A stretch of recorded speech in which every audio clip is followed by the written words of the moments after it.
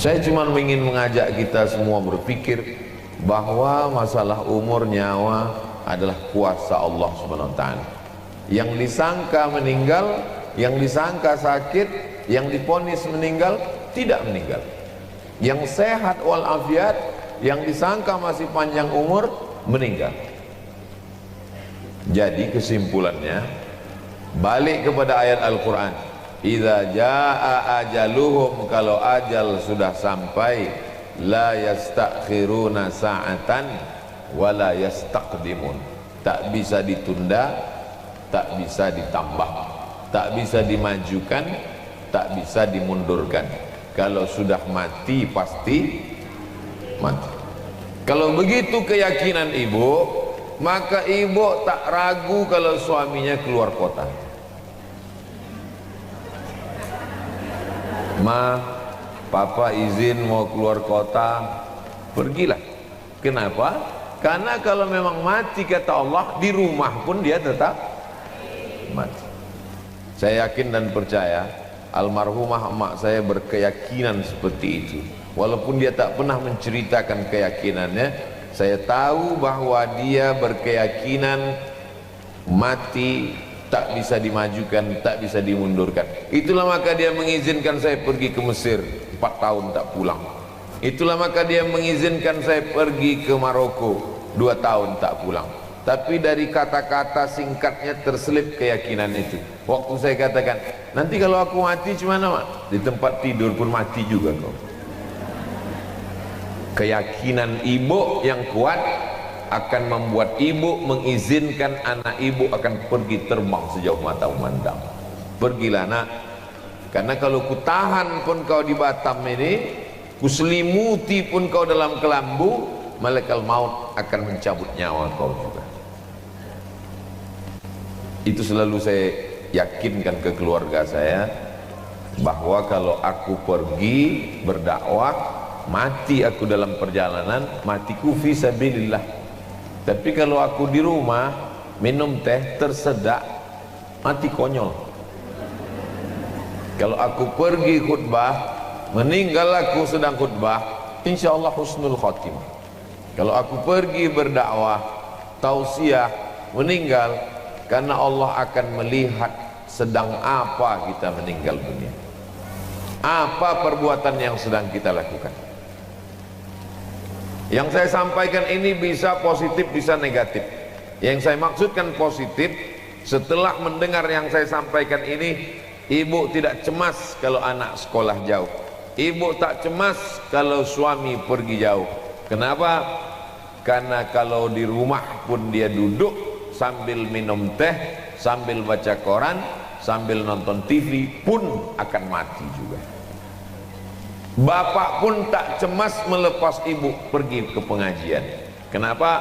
Karena seandainya ibu duduk di rumah menonton sinetron, melihat tokoh di sinetron itu dipukuli, kumat jantung ibu, ibu pun akan mati juga di depan TV.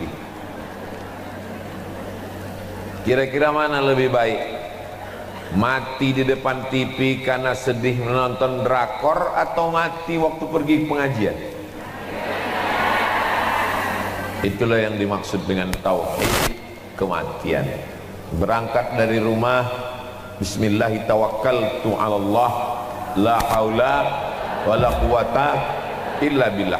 Sebelum berangkat berwudu, salat duha dalam keadaan suci, malaikat mengiringinya di tempat pengajian bersama ustadz yang dibaca ayat Quran, yang disampaikan hadis Nabi.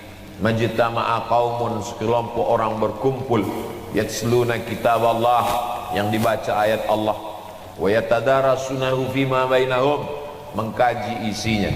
Nazalat alaihimus sakinah, turun ketenangan ke dalam hati. Wasyat bihimur rahmah, mereka diliputi rahmat kasih sayang Allah. Hafat bihimul malaikah, dikelilingi oleh para malaikat membawa rahmat. Wa dzakarahumullahu fi man 'indah, dibanggakan Allah Ta'ala kepada para malaikat. Sakit kepala, meninggal dunia, mati dalam keadaan kebaikan. Jadi kalau begitulah putus tauhid kita tentang kematian, penyakit kita tak takut. Tapi ada efek negatifnya dari yang saya sampaikan ini. Yang tidak memahami dengan baik dan benar, hanya sekedar rasional akal, habis ini dia tak mau pakai masker lagi. Terus ditanya, ibu tak pakai masker? Kalau tak mati kata Allah.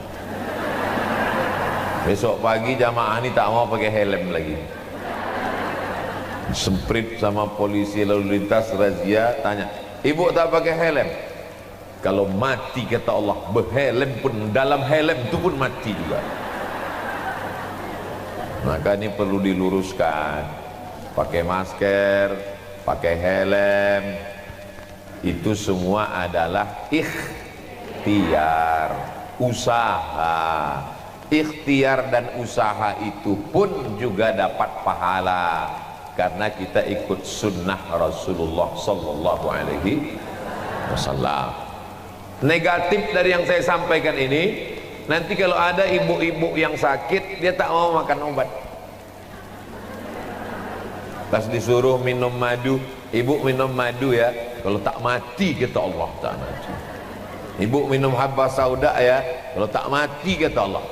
Jadi minum madu, minum habba sauda ke rumah sakit itu juga sunnah, itu juga ibadah. Karena kata Nabi, likulli da'in dawa, setiap penyakit ada obatnya.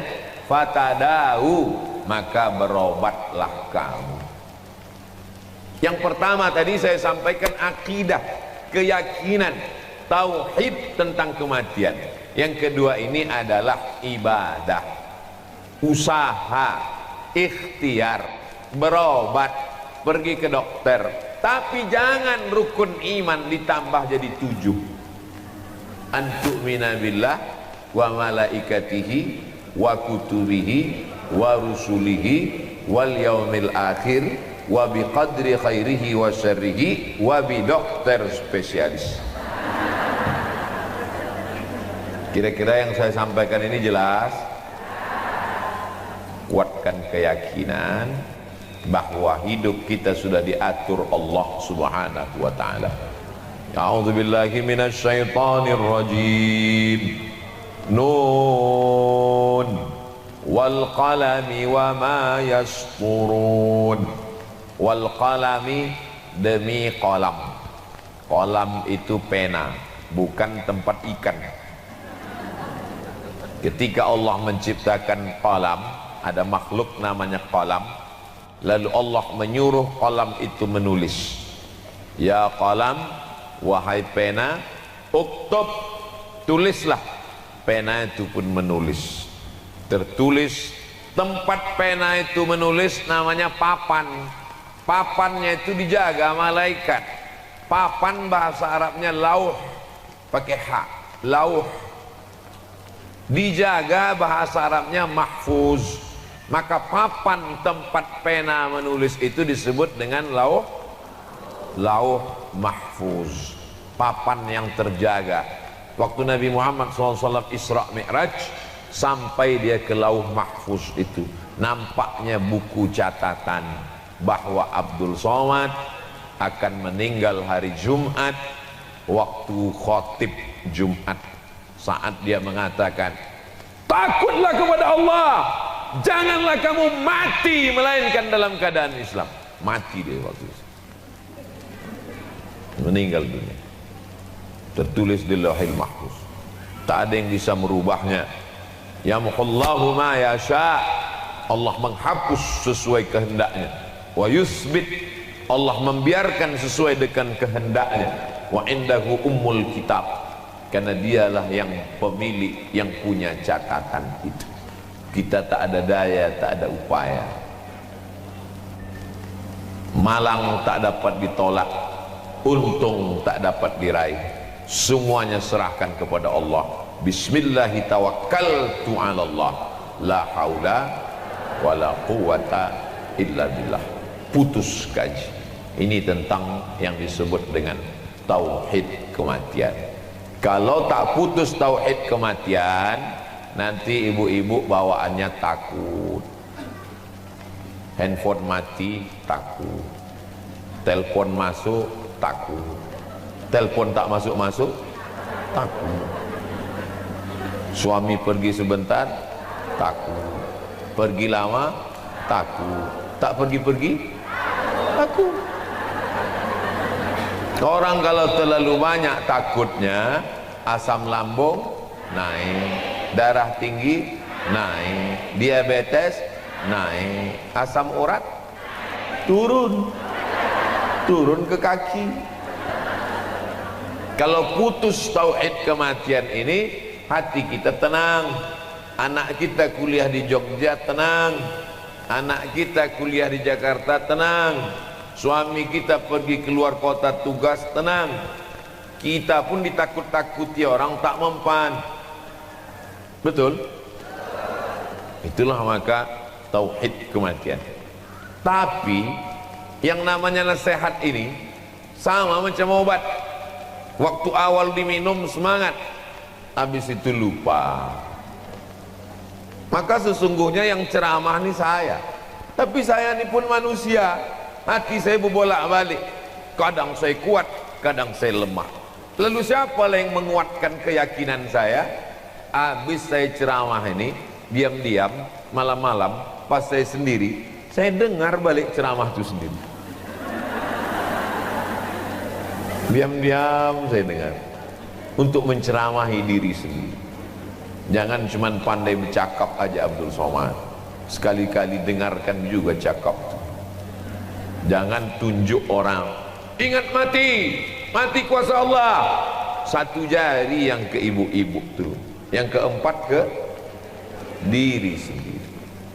Buya Hamka menulis buku tasawuf modern, banyak bercerita tentang batin, tentang diri. Menjelang kematiannya di rumah sakit, buku itu dimintanya ke anaknya, dibacanya lagi untuk mengenang dirinya, karena banyak hal-hal yang terlupa, tak ingat. Dari awal tausiah sampai sekarang, jangankan ibu, saya pun tak ingat tahap yang saya sampaikan. Tapi Allah Maha Kasih Maha Sayang, Dia kirim alat-alat untuk mengingatkan kita. Namanya itu yang tertulis di kamera masing-masing. Tak saya sebutkan, takut jadi iklan gratis. Ini tentang tauhid kematian. Jangan sampai kita silap, kita salah, rusak akidah kita kepada Allah SWT. Kenapa si Anu meninggal? Tabrak mobil. Kenapa si Anu meninggal? Gara-gara lupa makan obat. Kenapa si Anu meninggal? Gara-gara terlalu banyak makan obat. Kenapa si Anu meninggal? Gara-gara salah makan obat. Kata obat, kenapa pula aku salah? Makan obat itu hanya usaha dan ikhtiar. Pakai helm usaha dan ikhtiar. Pakai masker usaha dan ikhtiar. Kalau tak mati, kata Allah, tak mati. Kalau mati, kata Allah, seluruh manusia di dunia ini mau menyelamatkan engkau, mau memberikan engkau obat, mau menyuntik engkau, mau membawakan dokter spesialis terhebat. Kalau mati, kata Allah, tetap mati. Tapi kalau tak mati, kata Allah Subhanahu wa ta'ala, seluruh dukun santet dikumpulkan untuk menyantet engkau. Diadakan musabaqah dukun santet. Dukun santet yang menang disuruh menyantet engkau. Kalau tak mati, kata Allah, maka tak mati. Ada dukun santet taubat. Berceritalah dia diminta oleh saingan pedagang untuk menyantet 4 bulan. Dikumpulkan miang, segala miang. Tahu miang? Miang buluh, miang bambu, miang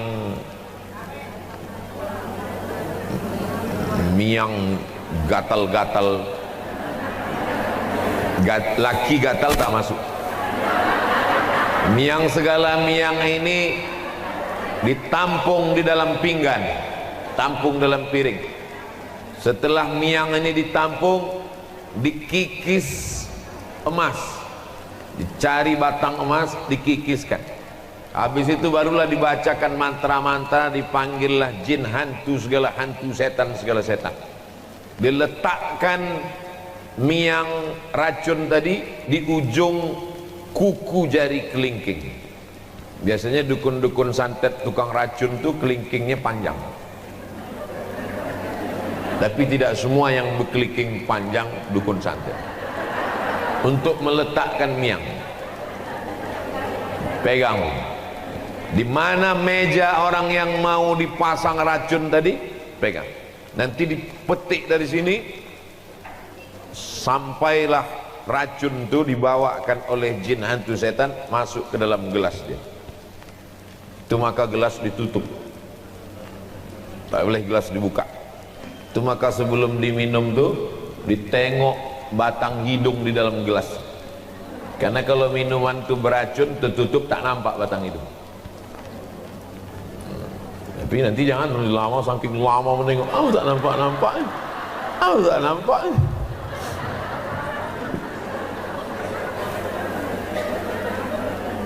Badan kita ini ada sensornya, ada sensor di badan. Kalau dinaikkan lidah tuh ke atas, ke langit-langit, terasa geli deh. Kalau tak terasa, berarti racun dekat. Begitu dipasang, ini kata dukun santet tawat, begitu dipasang, pas mau diminumnya, tersenggol sikunya, jatuh. Belum ajal, tak mati. Carinya lagi, cari waktu kesempatan, tengok diintip kapan dia minum. Begitu sudah mau dipetikkan racun tadi, sudah mau diminumnya, masuk telepon, asik bercakap. Itulah aku minum. Ya sebentar ya. Ayo hubungi la ilaha illallah. Tak jadi. 3 kali dicobanya tak juga jadi. Kali yang ketiga apa sudah mau diminum, datang tamu. Apa kabar Pak Haji? Alhamdulillah. 3 kali saya pasang racun ini tak juga, berarti belum nyawa dia dekat. Tak jadi saya pasang, kata dukun santet tobat. Menunjukkan Allah Subhanahu wa ta'ala menuliskan bahwa nyawa dia masih panjang. Jadi kalau ada orang mati kena racun muntah darah, apakah dia mati karena racun itu atau takdirnya sudah sampai? Jam 9 pagi minum dia di warung kopi, dikasih orang racun, mati dia pas jam 9 pagi. Andai dia duduk di rumah, mati atau tak mati? Tetap mati juga. Kenapa dia mati kena racun? Kenapa dia tak mati duduk di rumah? Mana yang lebih mulia? Mati duduk di rumah atau mati kena racun?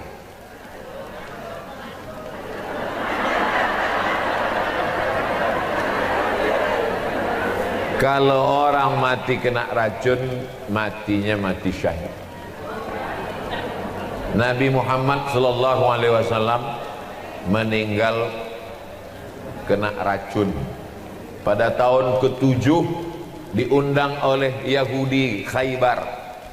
Waktu diundang itu mereka tanya, "Ya Muhammad sallallahu alaihi wasallam, daging kambing itu apa yang paling kau suka?" Biasanya kita kalau bertamu ditanya orang, "Ustaz suka makan apa?" "Suka sup." "Sup kaki, sup otak, sup kepala, apa sup tunjang, apa sup ekor?" "Sup tunjang." "Tunjangnya bagian lemak-lemaknya atau tulang?" "Tulang." "Mau dipotong besar apa potong kecil?" "Kau bawa aja lah, banyak kali pun tanya." Biasanya kita kalau bertamu, tuan rumah tuh tahu. Kata Nabi, "Aku suka kaki kambing bagian depan." Rupanya di kaki kambing bagian depan itulah mereka tanam racun sebanyak-banyak. Sahabat Nabi di samping Nabi yang memakan itu, begitu masuk ke dalam mati kontan, meninggal. Nabi SAW dikasih tahu Jibril, "Ya Muhammad SAW, itu ada racunnya, tapi sempat tertelannya sedikit." Dimuntahkannya, sempat air liurnya masuk ke dalam, sedikit bersarang racun itu di dalam. Waktu beliau meninggal disebutnya kepada Aisyah, "Wahai istriku Aisyah, masih ada sisa-sisa racun Yahudi itu di dalam. Allah ingin memuliakan dia. Dia mulia sebagai pemimpin para nabi dan rasul, dan juga mulia sebagai meninggal syahid, meninggal syahid. Tapi jangan gara-gara ini nanti kalau ibu tahu minuman itu sudah beracun diminum juga. Udah tahu minuman itu beracun, diminum juga. Pas batuk-batuk, kenapa ibu minum? Aku ingin mati syahid. Mati konyol. Karena kalau udah tahu itu racun diminum juga berarti bunuh diri. Ibu tahu itu beracun, ya. Kenapa ibu minum? Suamiku dilarikan pelakor. Baguslah aku mati lagi daripada hidup. Lebih baik putih tulang daripada putih mata. Mampuslah kau. Tak boleh kita milih mati. Kira-kira setelah saya sampai ini, keyakinan ibu tentang mati makin kuat atau makin lambat? Yakinkan diri bahwa mati ini akan datang. Tapi orang tidak yakin, sebenar-benar yakin tentang mati sampai dia mati. Tetangganya mati, dia yakin. Anaknya mati, dia yakin. Suaminya mati, dia yakin. Tapi kita tidak benar-benar yakin bahwa kita akan mati sampai yang mati itu siapa? Kita. Sampai akhirnya kita benar-benar mati, barulah sadar bahwa kita dan kematian itu betul-betul ada. Kalau tidak, kita hanya sekedar sanggup pula orang mati berfoto-foto. Meninggal makcik saya, adik almarhumah sepupu mak saya. Begitu sampai tempat tuh, Ustaz foto Ustaz.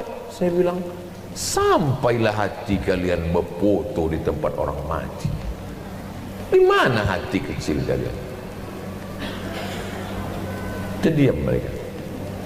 Orang mau meninggal, jenazah terbujur di ruang tamu, sanggup diminta foto. La ilaha illallah. Kalaupun mau berfoto juga, kejarlah Ustaz tuh ke tempat parkir kan. Pula di situ. Apa kata keluarga?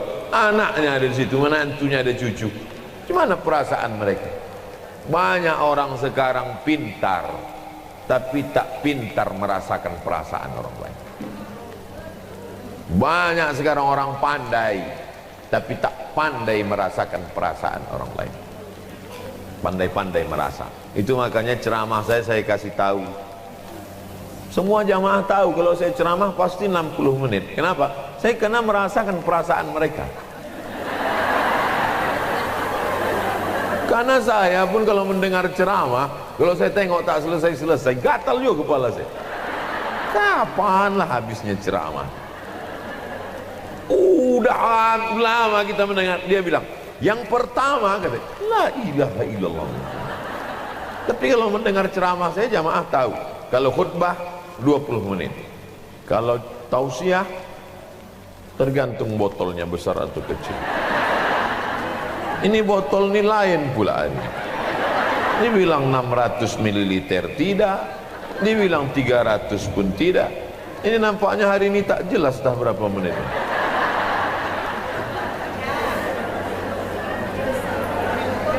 Lalu sampailah yang sudah dijanjikan Allah bahwa kita akan mati. Malaikat pun datang.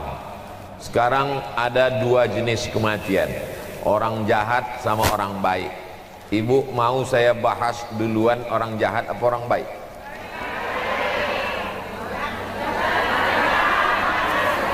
Sebagian sini tadi ada juga yang minta jahat.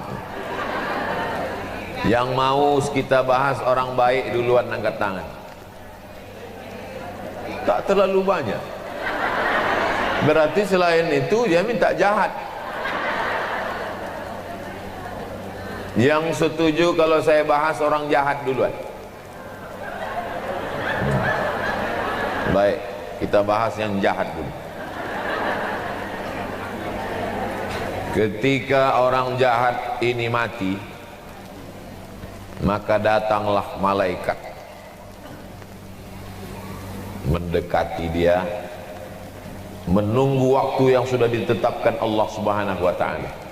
Kalau ditetapkan jam 9:15, tak bergeser menjadi jam 9:11, tak bergeser menjadi jam 9:16.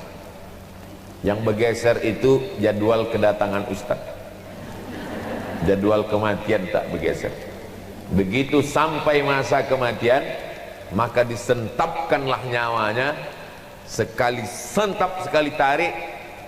Waktu Nabi bertanya, macam kambing dikuliti hidup-hidup, macam tebasan pedang di tempat yang sama beratus kali, macam mata kail pancing yang sungsang diletakkan dalam kulit yang basah, ditarik, disentap. Kita tidak akan merasakan sakitnya sampai kita merasakan. Tak sesuai dengan cerita yang diceritakan orang, sampai kita merasakan. Yang pernah kena jahit, yang pernah operasi, yang pernah kena suntik, yang pernah mancing nyangkut pancing itu di kulit. Kalau ada kawan bertanya, kau kemarin waktu kena pancing nyangkut tuh gimana rasanya? Tak usah ceritakan, bawa aja pancing, mari ku cucukkan kulit kau, biar tahu kau rasanya. Karena kata tak bisa mewakili rasa. Rasaku bukan rasamu. Lalu kemudian ruh tadi keluar dari jasad. Setelah roh keluar dari jasad, dibawa oleh malaikat. Baunya busuk. Semua malaikat-malaikat yang mencium bau itu bertanya, roh siapa itu? Roh siapa itu? Malaikat itu menjawab, inilah ruh si tuyul anak setan. Disebutkan nama bapaknya. Bapaknya malu, atuknya malu, unyangnya malu, buyutnya malu, kakek nenek moyangnya malu karena punya cucu seperti dia. Jahat, busuk. Lalu kemudian dikatakan ke pintu-pintu malaikat yang menjaga pintu langit, la tufattahu lahum abwabus sama, tak dibukakan pintu-pintu langit. Lalu kemudian sampai masanya Allah berfirman, tuliskan dia sebagai penghuni Sijjin. Tempat orang yang jahat itu namanya Sijjin. Lalu kemudian dikumpulkanlah dia bersama ruh orang-orang yang jahat. Sijjin. Insyaallah mudah-mudahan kita tak masuk di situ insyaallah. Itulah mengapa kita disuruh sebelum salam minta perlindungan dari 4. Allahumma inni a'udzubika min azabi jahannam wa min azabil qabri wa min fitnatil mahya wal mamat wa min syarri fitnatil masihid dajjal. Kata Allah Subhanahu wa taala, balikkan ruhnya yang busuk tadi ke dalam jasadnya untuk merasakan azab kubur. Datang malaikat membawa palu godam yang besar, dipukulkan ke jasadnya, masuk ke dalam tanah saking kuatnya sampai ke lapisan bumi ke-7, dinaikkan balik ke atas, begitulah seterusnya. Maka kita selalu meminta kalau dicabut nyawa, Allahumma hawwin alaina fi sakaratil maut. Itulah mengapa kita meminta kalau sudah dikuburkan, meminta supaya Allahumma inni a'udzubika min azabil qabri. Itulah mengapa kita kalau lewat di pemakaman selalu meminta, assalamualaikum ya ahlad diyar minal mu'minin wa inna insyaallahu bikum lahiqun yarhamullahul mustaqdimina wal mustakhirin nas'alullah lana walakumul afiyah. Yang tak hafal doa yang panjang baca doa pendek, assalamualaikum ya ahlal kubur. Yang tak hafal doa pendek, gerak-gerakkan aja mulut. Jangan sampai mulut diam waktu lewat kubur. Lalu bagaimana kalau orang mati diterkam harimau? Bagaimana kalau orang mati dimakan buaya? Bagaimana kalau orang mati di sungai Amazon dimakan ikan piranha? Bagaimana kalau orang mati jasadnya dibakar? Bagaimana kalau orang mati naik pesawat meledak, meletus, habis terbakar? Allah Maha Kuasa. Maka alam itu disebut dengan alam barzakh. Dia tidak disebut akhirat karena dunia belum kiamat. Dia tidak disebut dunia karena dia sudah mati. Pemisah antara dunia dengan akhirat disebut dengan alam barzakh. Lalu kemudian jasad pun dimasukkan ke liang lahat. Liang lahat itu ada dua model. Pertama di tengah, kedua di samping. Setelah tanah digali, dilobangi samping. Setelah dilobangi samping, diletakkan jenazah itu di dalam. Kalau tanahnya tanah pasir, tanah gembur, tanah yang tak bisa digali, tanah turun ke bawah, maka digali di tengah. Setelah lubang, dibuat lagi lubang kecil di tengah, dimiringkan jenazah, dibuka penutup wajahnya, dibuka ikat pocong di atas, lalu ditempelkan hidung ke dinding tanah. Hidung tempelkan ke dinding tanah. Jarak pandangan tak sampai sejengkal dengan dinding. Dibukakan penutup wajah. Anak-anak kita ajarkan, nanti kalau aku mati nak, kaulah yang meletakkan aku di liang lahat. Kau buka ikat kepalaku, kau buka kain penutup wajahku, lalu kau tempelkan hidungku ke dinding. Kalau mau tidur malam, kebetulan tempat tidurnya di samping dinding, coba tempelkan hidung nih ke dinding, miring ke arah. Begitulah agaknya, matikan lampu, tempelkan hidung ke dinding.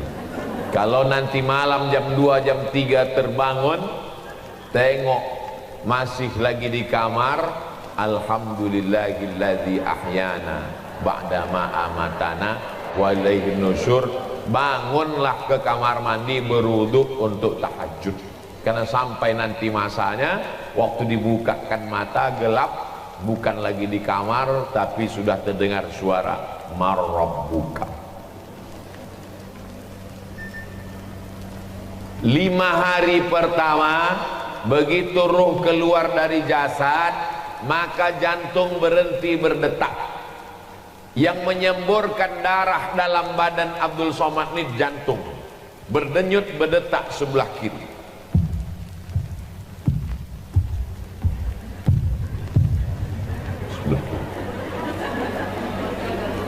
Ibu waktu hamil dibawa ke SPOG, spesialis obgyn, didengarkannya suara detak jantung anak ibu di dalam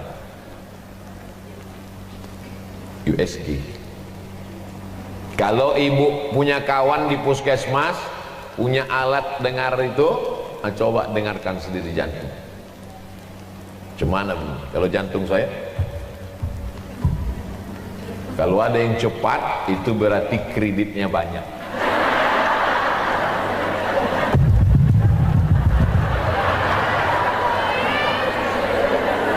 Jantung ini menyemburkan darah, naik darah ke otak. Kalau darah itu berhenti berputar di badan, maka darah itu membeku. Potong ayam, potong kambing, masukkan darahnya ke piring, membeku.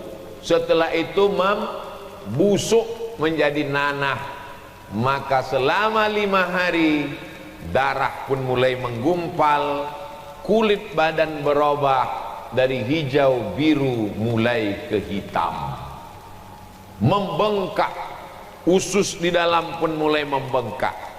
6 sampai 10 hari perut pun pecah, biji mata pun keluar, darah keluar dari hidung dan telinga, lidah pun menjulur, rambut pun lepas dari tengkorak kepala, lalu kuku-kuku pun copot, lalu kemudian pecahlah kulit-kulit.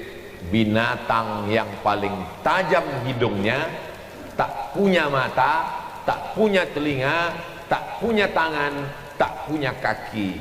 Binatang itu namanya cacing. Cacing bisa mencium bau dari jarak 1 kilometer.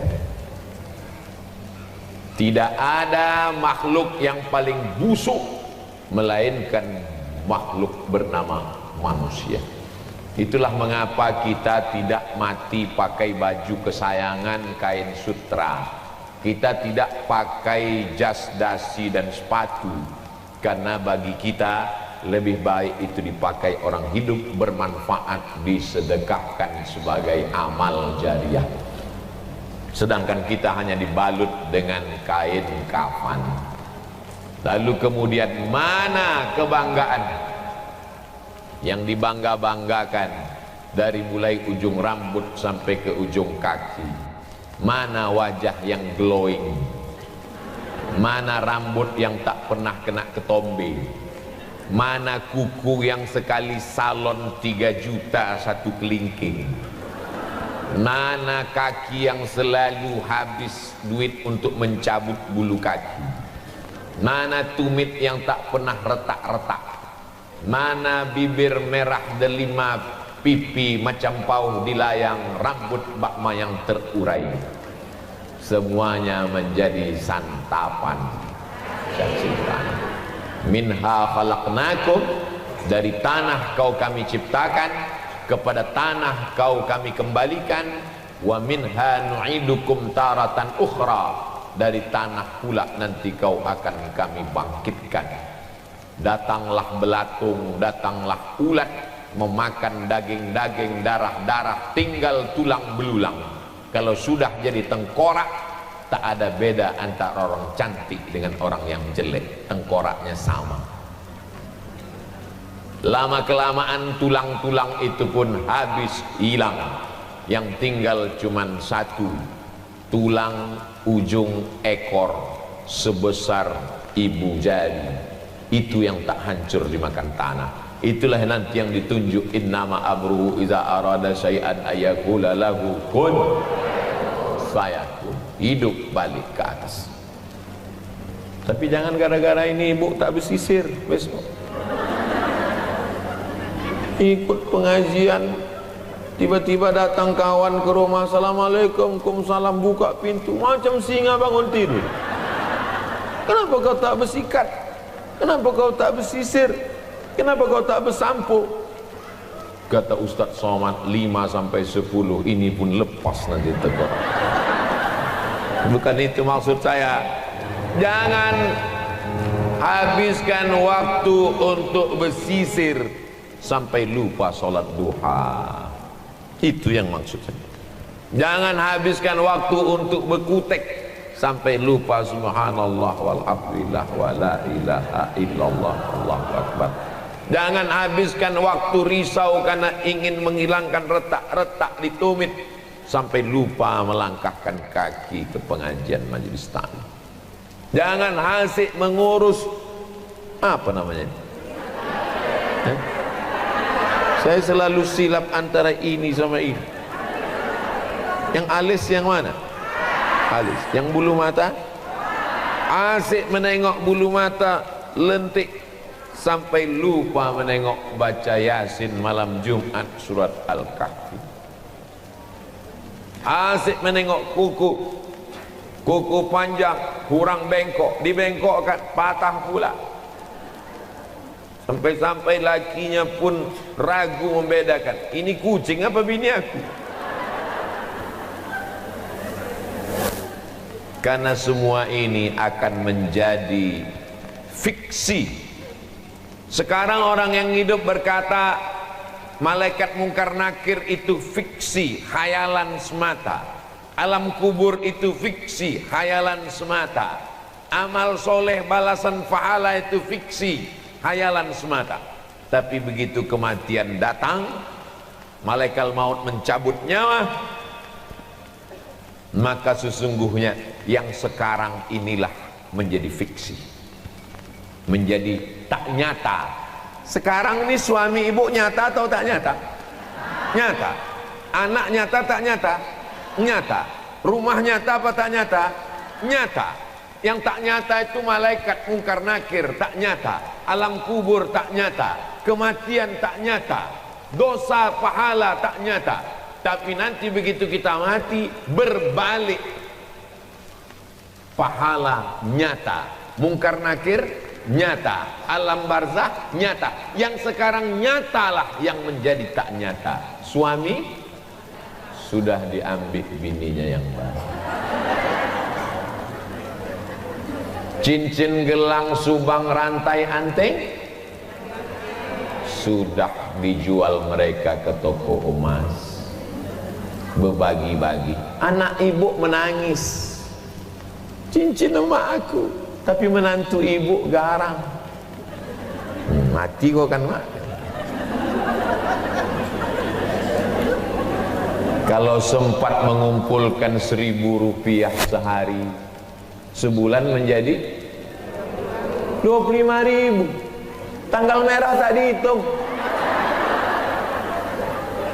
1.000 sehari, sebulan 25.000, diserahkan ke Paskas, pasukan amal soleh Batam, yang hari ini mengumpulkan 10 ton beras per bulan.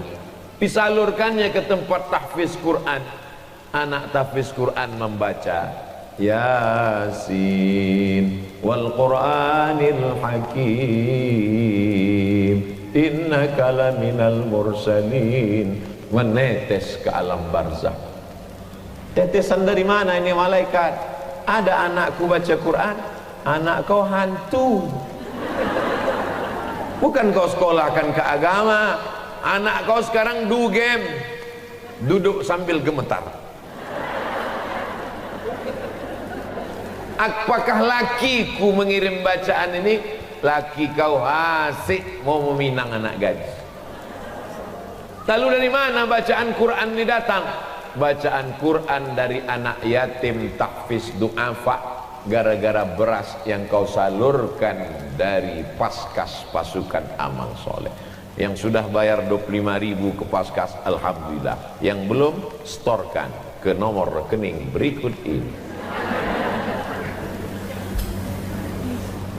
An-nasu niyam. Manusia ini semuanya tidur. Sekarang nih kita semuanya sedang tidur. Orang kalau tidur makin lelap, makin mengigau, makin kuat ngorok, makin ngelantur. Ada yang mimpi jadi orang kaya, kemana-mana. Berapa harga cincin kau itu? 100 juta. Aku 150. Berapa harga mobil kau itu? 1 miliar. Aku 1,5 miliar. Semua orang kaya mengigau. Yang pejabat-pejabat mimpi jadi pejabat.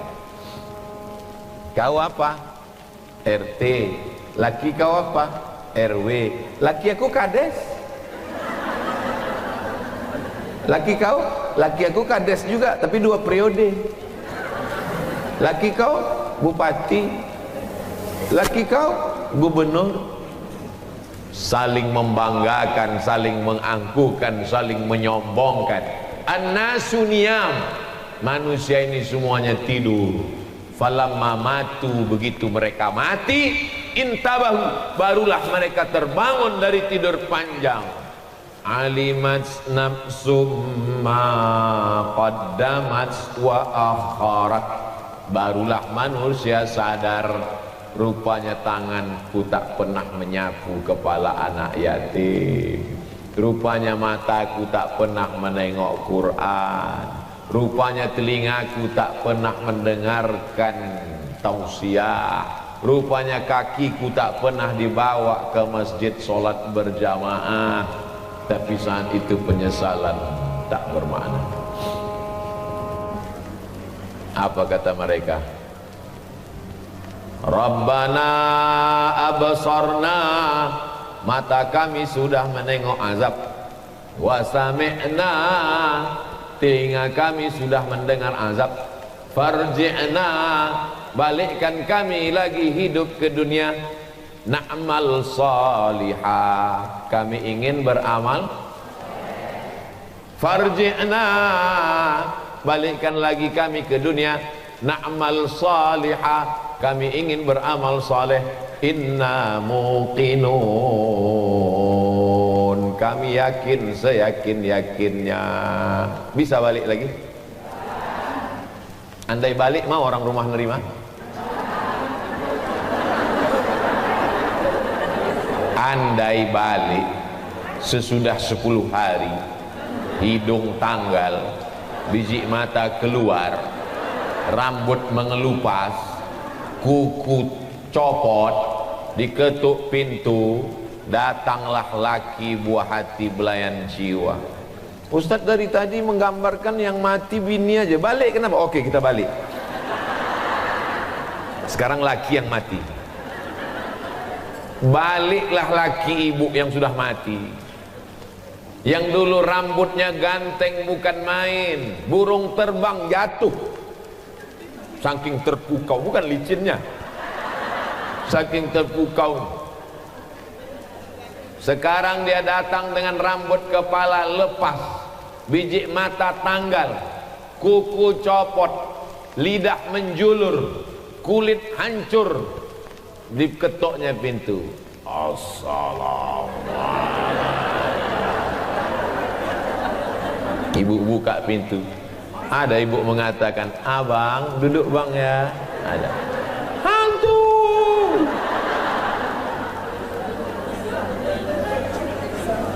Hari ini ibu tersenyum, hari ini ibu boleh tertawa.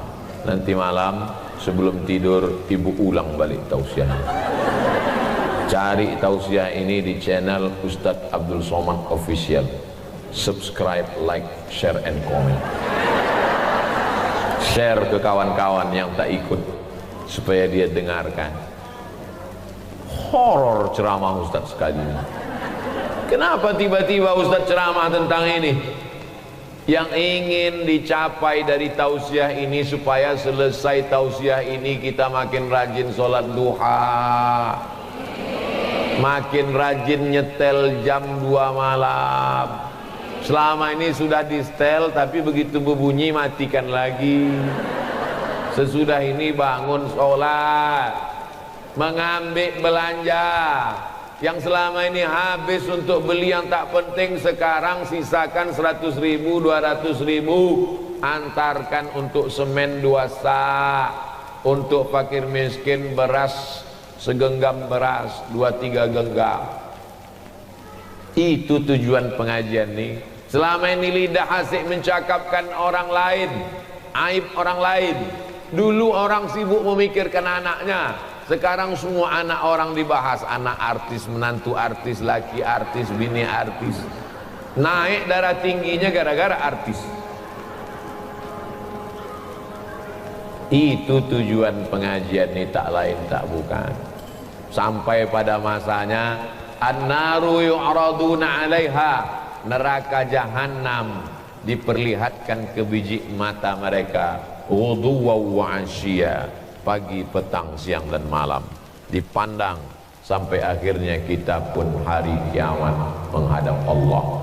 Hidup di Batam cuman 63 tahun, tapi di alam barzakh kalau meninggal tahun 2021, kiamat tahun 2300, berarti di alam barzakh berapa tahun itu? 269 tahun. Kira-kira lebih lama di dunia atau di alam barzakh? Lebih lama di alam barzakh. Bagaimana dengan Abu Lahab yang sudah 1400 tahun yang lalu? Bagaimana dengan Abu Jahal yang sudah 1400 tahun yang lalu? Hidupnya di dunia cuma 63 tahun, tapi azab kubur yang dirasakan pagi, petang, siang, malam, pagi, petang, siang, malam, pagi, petang, siang, malam.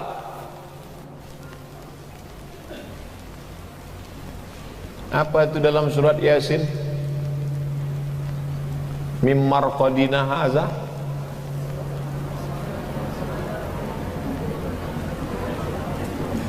Mim marqadina haza. Hah? Mawadda'aka rabbuka wa ma qala. Apa mim marqadina haza?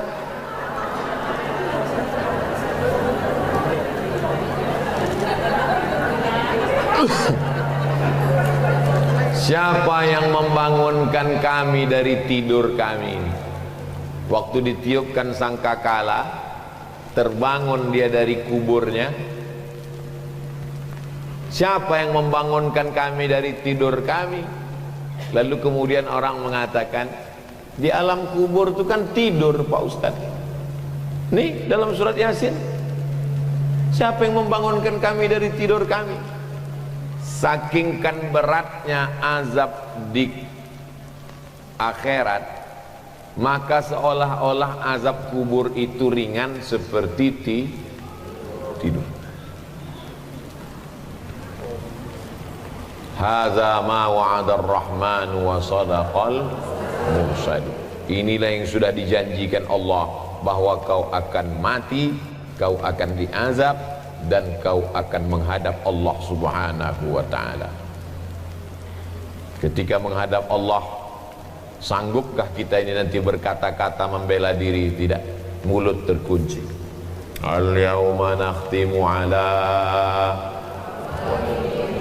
wa tukallimuna aydihim wa tashhadu arjuluhum bima kanu yaksibun. Apakah anak bisa menolong? Yauma yafirrul mar'u min akhihi, saudara kandung lari, wa ummihi wa abihi wa sahibatihi wa banihi. Akhi lari, ummi lari, abi lari, sahibati lari, wa bani. Likulli imri'in minhum yawma idzin sya'nu yughni. Sempat-sempatkanlah baca Quran. Ibu kenapa tak baca Quran? Anak masih kecil. Tapi ibu anak tak kecil lagi, cucu pula kecil. Sempat-sempatkanlah bersedekah. Ibu kenapa tak bersedekah? Anak masih kuliah. Anak ibu tak kuliah lagi, mau kerja menabung untuk nyogok. Ibu anaknya udah kerja, mau menabung, anak mau nikah, mahal sewa hotel. Sewa hotel tak terlalu mahal, make up.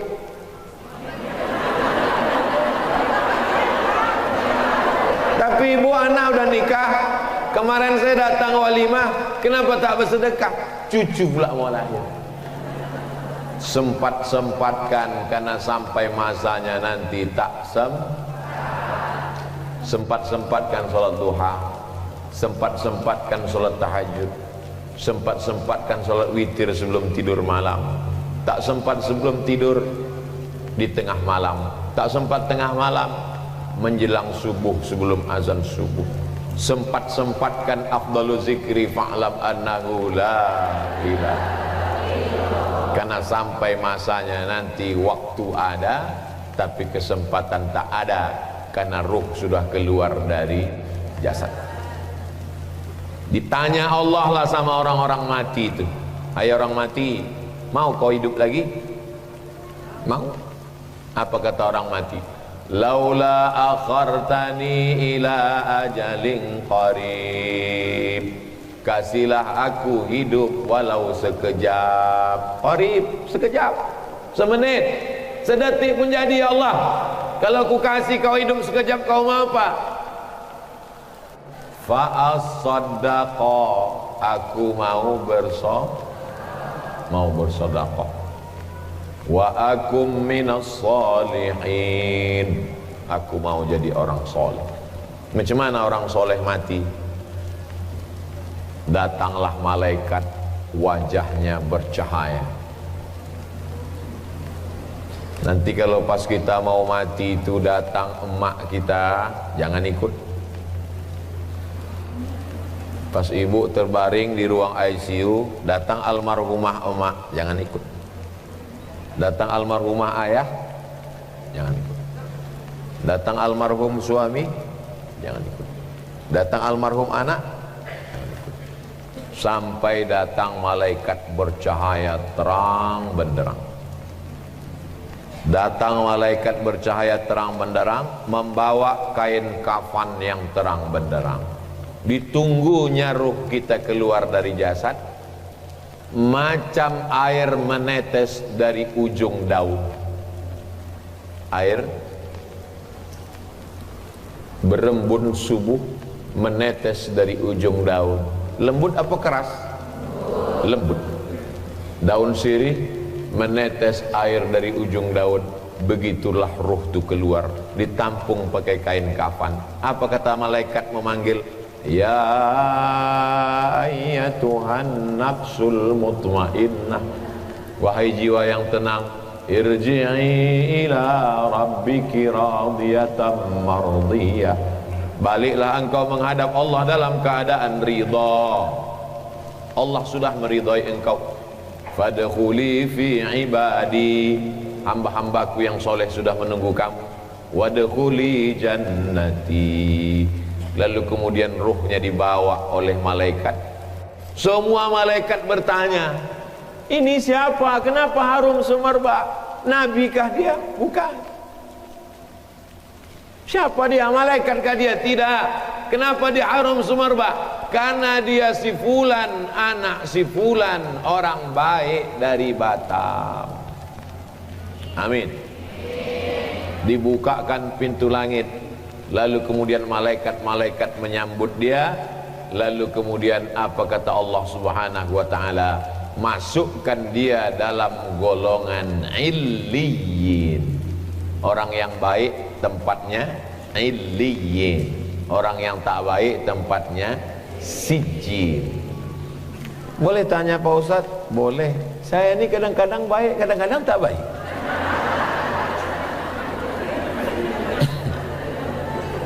Tak bisa.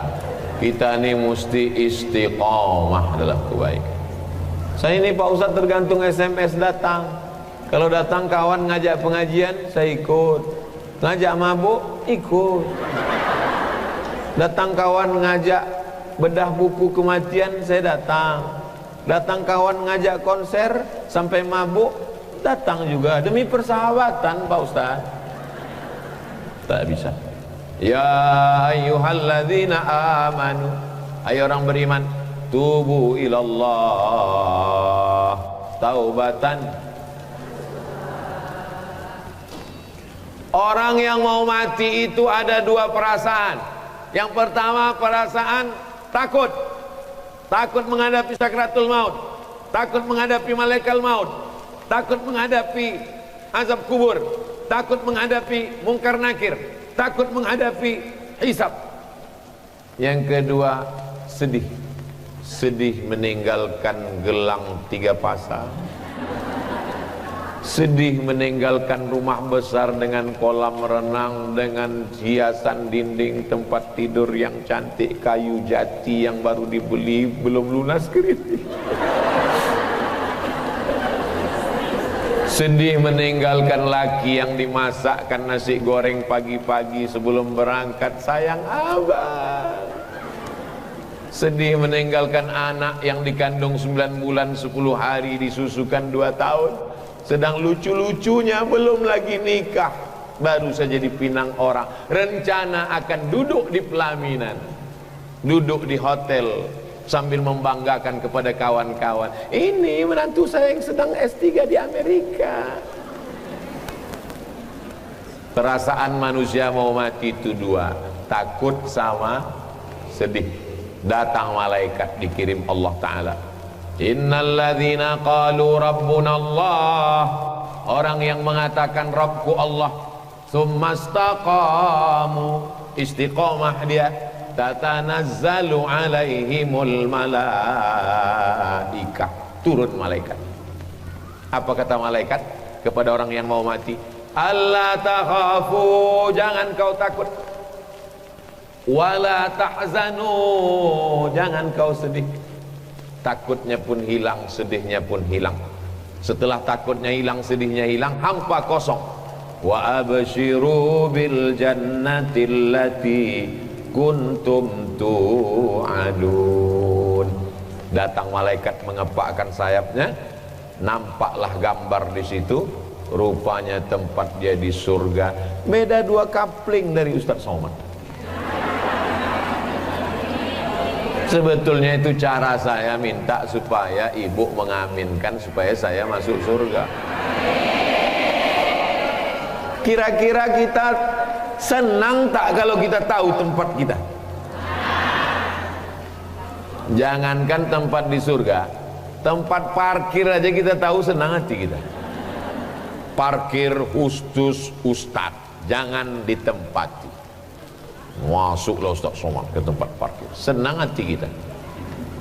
Subuh Sabtu pengajian di Pekanbaru, mobil Ustadz jauh. Pas ditanya, Ustadz kok jauh betul parkir? Tak kalian sediakan tempatnya. Gimana aku mau parkir? Jangankan tempat di surga, parkir dunia pun kita tak tahu tempat kita. Tapi orang-orang yang istiqomah itu, makanya ketika nyawanya dicabut, menetes macam embun di ujung daun, jatuh di kain kapan dari cahaya dibawa dari surga, lalu kemudian tersenyum dia, nampak dia senyum. Tulis di Google jenazah Buya Hamka, enter. Buya Hamka senyum hampir macam mau, saking nampaknya tempatnya. Buya Hamka tersenyum. Lalu kemudian apa yang terjadi setelah itu? Malaikat bertanya, itu tempat siapa? Tempat si fulan. Saat rohnya dikembalikan ke jasad untuk menjawab pertanyaan mungkar nakir, tiba-tiba di tengah kesendirian itu ada orang muda, baik. Ditanya, kau siapa? Akulah amal kau dulu waktu di dunia. Lalu kenapa kau di sini? Aku akan menolong engkau. Yusabbitullahu alladhina amanu bil qawlis sabit. Allah mengokohkan orang beriman dengan ucapan-ucapannya. Napas kita ini cuma 2, sekali tarik, sekali hembus.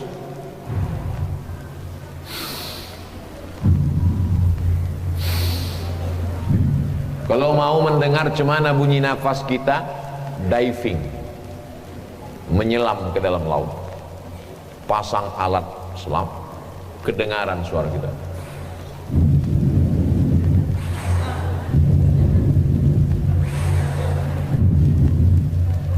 Makanya zikir itu pun 2 juga.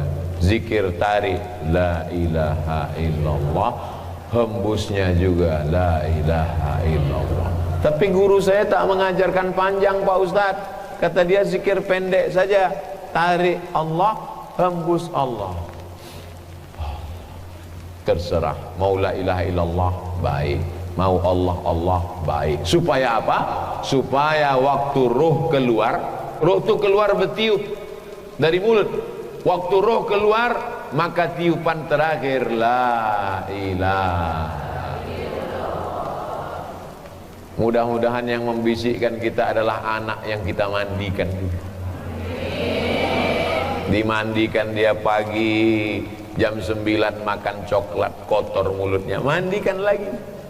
Siang dimandikan, petang main parit dia sama kawannya, mandikan lagi. Sore dimandikan, datang pula tetangga baik ngasih es krim, kotor, mandikan lagi. Ternyata waktu kita mau mati, dia sedang rapat meeting penting.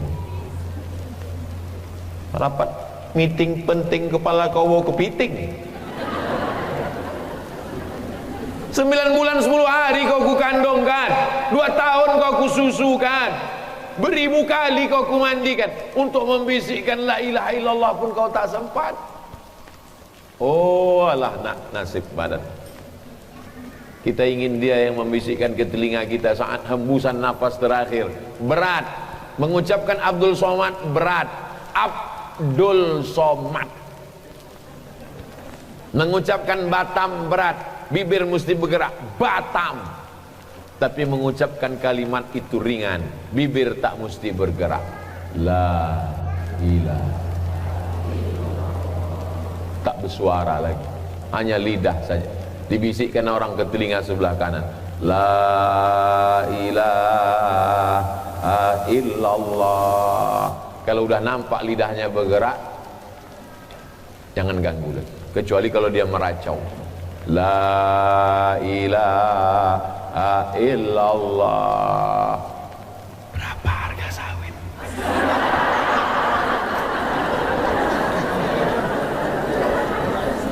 La ilaha illallah. Surat rantai mana? Apa yang kita pikirkan, apa yang selalu kita dengar, apa yang selalu kita cakapkan, apa yang selalu dalam hati kita, itulah yang akan datang waktu sakratul maut. Itu makanya kita habis maghrib, habis subuh, afdhalu zikri fa'lam annahu la ilaha illallah, la ilaha illallah. Supaya apa? Supaya itu yang datang nanti. Waktu pesawat kena turbulence, bergoncang, semua orang akan mengucapkan yang sering dia cakapkan. Oh my God, ya Allah, ya Rasulullah, copot. Di saat genting, itulah yang akan datang, itulah yang akan menolong, itulah yang akan ucapan terakhir. Allahumma ja'al akhira kalamina, jadikan akhir kalam kami, indan tihai ajalina, ketika ajal kami sampai, kalimat yang terakhir keluar dari mulut kami, la ilaha illallah. Bebisik anak ke telinga sebelah kanan, ayah, oma, la ilaha illallah. Lidah pun bergerak, keluar ruh, mata menengok ruh itu keluar. Mata menengok ruh itu keluar itu maka orang meninggal itu matanya melotot karena menengok ruhnya keluar. Lalu dipejamkan oleh anak yang soleh. Mudah-mudahan kita mati dalam keadaan husnul khotimah, dipelihara Allah. Habis tinggal cerita masa lalu. Rumah itu kita yang membeli tanahnya, kita yang mencari arsiteknya, kita yang memilih warna keramiknya, kita yang membuatkan tamannya. Tapi begitu kita mati 24 jam, tidak sejengkal pun lantai di rumah itu yang bersedia menjadi tempat kita. Ketika orang bertanya, itu kamar siapa? Kamar bapak. Bapaknya ada di dalam? Dulu. Itu kamar siapa? Kamar ibu. Dulu. Apa kata anak menantu? Rumah ini terlalu besar untuk kita, bagusnya kita jual aja. Rumah tinggal kenangan. Tapi kalau anak menantu soleh, apa kata mereka? Rumah ini jangan kita jual, kita jadikan rumah Quran hajjah. Takut nanti saya sebut nama, nama aku. Akhirnya anak-anak pun mengajilah di situ. Habis sholat subuh anak mengaji, habis sholat zuhur anak mengaji. Saya buatlah yayasan hajjah rohana. Anak-anak mengaji 25 orang gratis. Habis sholat subuh ngaji, habis zuhur ngaji, habis asar ngaji, habis maghrib ngaji, habis isya ngaji, sampai malam sebelum jam 10 malam ngaji, jam 4 subuh bangun tahajud. Karena saya merasa tak sempat saya senangkan almarhumah, tak sempat saya buat dia bahagia. Gara-gara asik selalu saya pergi ke sana, pergi ke sana, pergi ke sana, pergi ke sini. Saya pikir umurnya panjang. Saya tengok sehat, nantilah. Lama lagi mani nampaknya sehat. Salah, cara berpikir saya salah. Jadi kalau ada ibu, masih ada orang tuanya, anak-anakku yang menonton di rumah, kalau masih ada emak kalian, belikanlah makanan yang enak, belikanlah pakaian yang bagus, senangkanlah hatinya. Karena kalau sudah tak ada, apapun yang kita buat, apapun yang kita terima, rasanya macam hanyut diulurkan orang galah tapi tangan tak sampai mencapai. Begitulah yang saya rasakan. Hanyut, gelombang banjir, diulurkan orang galah, rasa sikit-sikit lagi mencapai. Apapun yang dibuat sekarang rasa tak sampai, putus, tak bisa diungkapkan dengan kata-kata. Ibu bapak yang punya orang tua bertuah, mudah-mudahan anak-anak kita berbakti pada orang tua. Pas 60 menit. Itulah kebersamaan kita pada kesempatan kali ini. Doakan Ustaz Somad mati husnul khotimah. Doakan yang membisikkan ke telinga Ustaz Somad adalah anak Ustaz Somad. Doakan Ustaz Somad akhir kalamnya la ilaha illallah. Habis. Kita hanya sekedar cerita masa lalu. Dulu waktu mama masih muda di Batam, ada ustaz ceramah tentang mati. Itulah yang membuat mama sedekah sekarang. Banyak sedekah mama, ya 25.000 sebulan. Siapa nama ustaz tuh? Almarhum Abdul Somad. Hanya sekedar cerita masa lalu. Mudah-mudahan kita bersama di Batam, bersama pula di surga Jannatul Firdaus, bersama Nabi Muhammad sallallahu alaihi wasallam. Kalau ibu ingat, ibu kirim-kirimkan Al-Fatihah untuk almarhum guru kami Ustadz Abdul Somad. Al-Fatihah. Itulah lagi hubungan kita. Cuman tinggal satu, itulah lagi hubungan kita. Habis itu putus. Kalau ibu amalkan yang saya sampaikan, ibu ikhlas, mengalirlah dia jadi amal soleh. Kalau ibu kirimkan Allahumma fillahu warhamhu, mengalirlah dia. Kalau ibu mau masak agak 2 tekong, ibu masak agak 2 canting, ibu masakkan sayur, ibu kirimkan ke yatim piatu, untuk almarhum emak ayahku, untuk guruku Ustaz Abdul Somad, mengalirlah dia. Habis itu putus semuanya. Rumah tinggal, mobil tinggal, anak tinggal, bini tinggal, habis satu pun tak ada. Habis, betul-betul habis. Itu yang dapat saya sampaikan. Saya tidak sedang menasihati bapak ibu, saya sedang menasihati diri saya sendiri, bahwa kau akan mati Abdul Somad. Yang akan menemanimu hanya tinggal amal. Terima kasih. Banyak kata-kata saya menyinggung perasaan tak berkenan di hati, mohon maaf. Wassalamualaikum warahmatullahi wabarakatuh.